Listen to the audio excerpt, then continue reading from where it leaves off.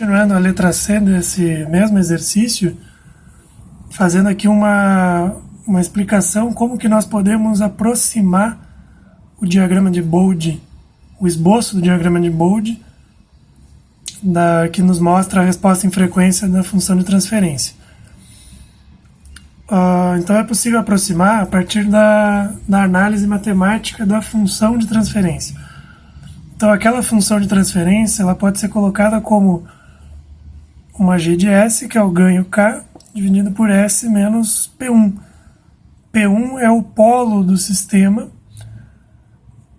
e como o S aqui está elevado à primeira potência, o sistema é de primeira ordem. Se o S tivesse ao quadrado, a gente diria que é um sistema de segunda ordem, e assim por diante. Então, substituindo S por J ômega, nós temos K no numerador e o número complexo dado por J ômega menos P1 no denominador. Então, o módulo dessa função é matematicamente expresso como sendo módulo de G de J ômega, módulo de K, pelo módulo do denominador, que é a raiz de ômega ao quadrado, mais P1 ao quadrado. A fase do sistema é a fase do numerador menos a fase do denominador. O numerador tem uma parcela real igual a K, que seria um ganho. Pode ser 1, 2, 3, assim por diante, é um número inteiro, né? Então esse K tem ângulo zero, então é um arco cuja tangente vale zero, que é zero, menos o ângulo de fase do denominador. O ângulo de fase do denominador, como nós vimos lá na revisão de números complexos, é o arco cuja tangente é ômega sobre P1.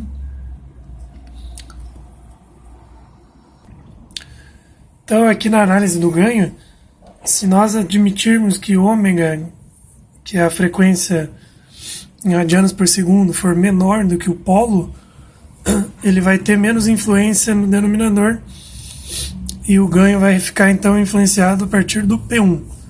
Então essa expressão é o módulo de K pelo módulo de P1.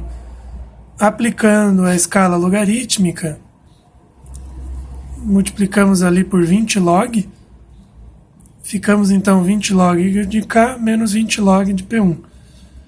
Isso aqui nos representa um valor fixo, né? Então, para ômega menor que P1, o ganho é dado por um ganho aproximadamente fixo. Quando ômega for maior que P1, frequência ômega maior do que a magnitude do polo, né? O módulo do P1, o módulo da função de transferência é o módulo de K sobre ômega. Aplicando o logaritmo, fica 20 log dessa expressão aqui.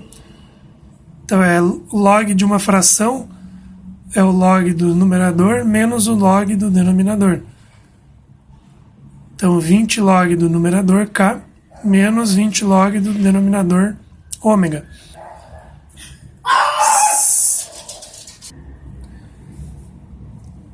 Essa parcela aqui,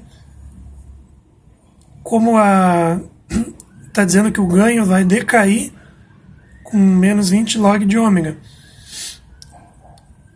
No gráfico, nós temos aqui o módulo, né? E aqui nós temos o logaritmo log de ômega. Então, menos 20 log de ômega se comporta no gráfico como uma reta. Então a gente vai ter,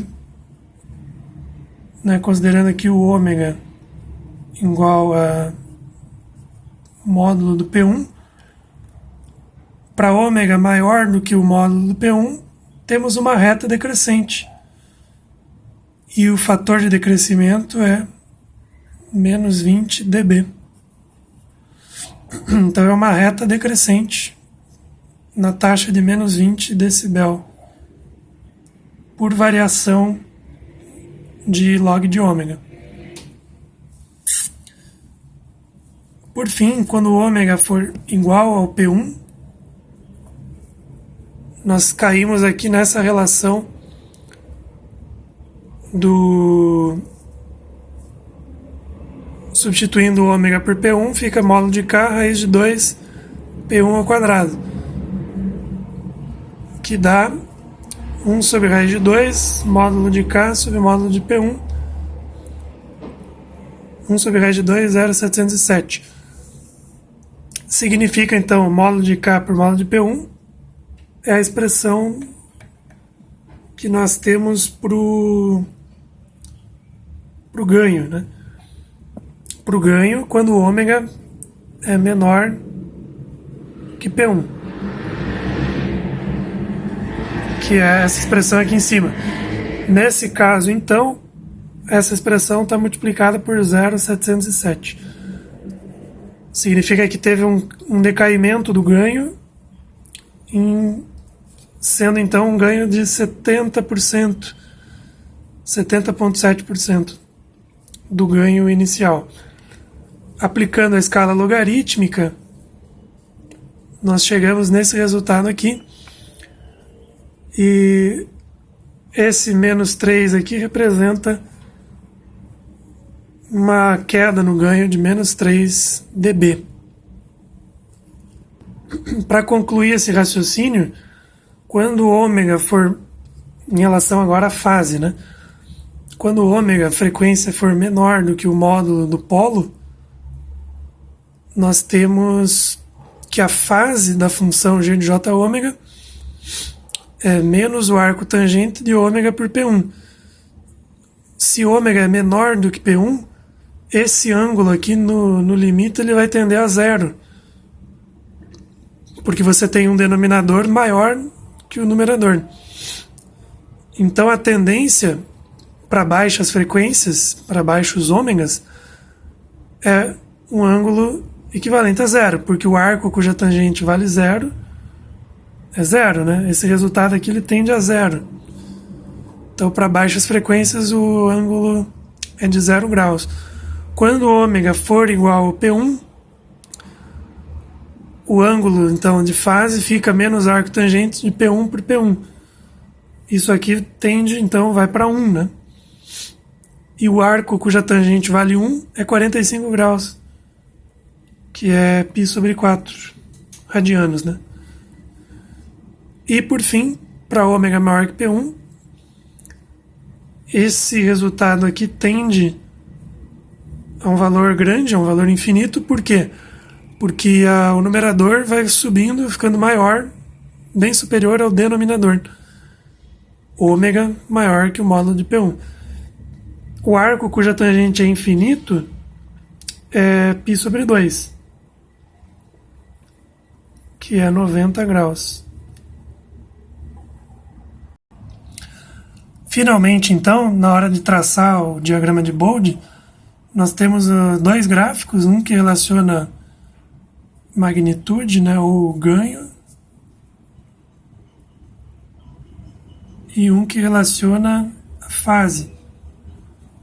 O ganho, nós vimos então que em baixa frequência é um valor fixo próximo a zero, né? Quando o ômega for igual ao módulo de P1, nós temos um decaimento do ganho. Vocês lembram de quanto que era esse decaimento? Se voltar no vídeo, menos 3 dB. Esse decaimento corresponde a 0,70, corresponde a 70,7% do ganho inicial. Isso nós havíamos mostrado, né? Então essa função de transferência tem esse comportamento aqui abaixo de P1. Quando chega em P1 o ganho vai ter essa queda e depois ele vai cair como uma reta. Vocês lembram que a gente falou que a declinação aqui é menos 20 dB por década.